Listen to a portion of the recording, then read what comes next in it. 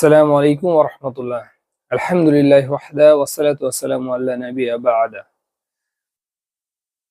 অর্থ বুঝে পড়া। অর্থ বুঝে পড়া আসলে কতটা জরুরি?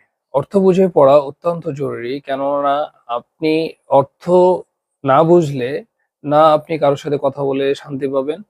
আর অর্থ না বুঝলে কারো কথা আপনি শুনে কোনো শান্তি পাবেন। আপনি আমার এই ভিডিওটাও স্কিপ করবেন যখন আপনি আমার অর্থ বুঝবেন না।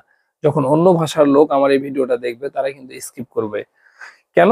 কারণ তারা অর্থটা বুঝে না আমার কথার। তো অর্থ বোঝা অত্যন্ত জরুরি। ইবাদতের ক্ষেত্রে আমরা যখন কোরআন তেলাওয়াত করি, আমরা যখন দোয়া বলি, আমরা যখন নামাজ পড়ি, তখন অর্থ জানাটা অত্যন্ত জরুরি। অর্থ না জানার কারণে কি হয়? অর্থ না জানার কারণে দেখবেন যে আমাদের প্রত্যেকের একটা অভিযোগ থাকে যে আমরা যখন সালাতে দাঁড়াই তখন আমাদের দুনিয়ার যত চিন্তা, সব চিন্তা কিন্তু আমাদের মাথার মধ্যে আসে এবং ব্যবসা-বাণিজ্য এটা ওটা পরিবার সবকিছু।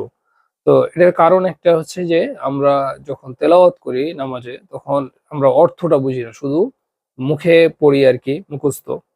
তো আপনি যখন মুখে বলবেন, জিহ্বা দিয়ে আপনি তেলাওয়াত করবেন আর আপনার মাথা, মন, মগজ যখন আপনার অর্থটাকে মানে স্মরণ করার চেষ্টা করবে, তখন কিন্তু আপনার এইটা আ মানে তৃতীয় আরেকটা কাজ আপনার দ্বারা কিন্তু খুব কঠিন। মানে আপনি একটা কিছু বলছেন, আরেকটা কিছু চিন্তা করছেন অর্থটাকে।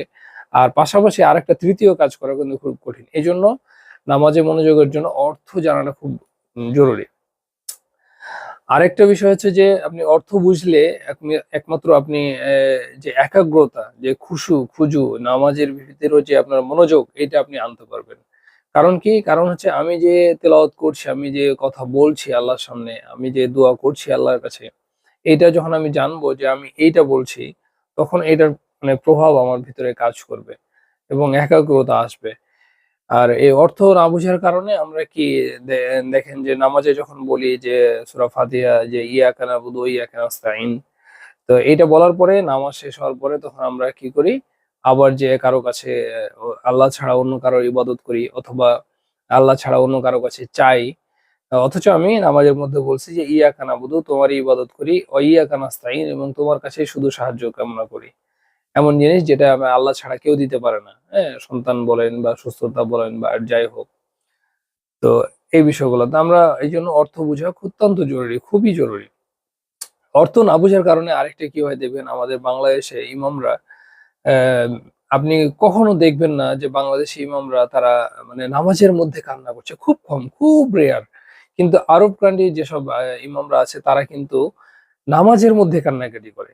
এবং কোরআন হাদিস থেকে আমরা যেটা পাই যে নামাজের মধ্যেই মূলত আমাদের কান্নাকাটি, আকুতি মিনতিটা বেশি হওয়া উচিত। কিন্তু আমরা কোথায় করি? নামাজের পরে সম্মিলিত মোনাজাত যখন বাংলায় করি, তখন আমাদের কান্নাকাটি এবং বাংলাতে দোয়া করি তখন আমাদের এটাই বেশি আসে ফিলিংসটা।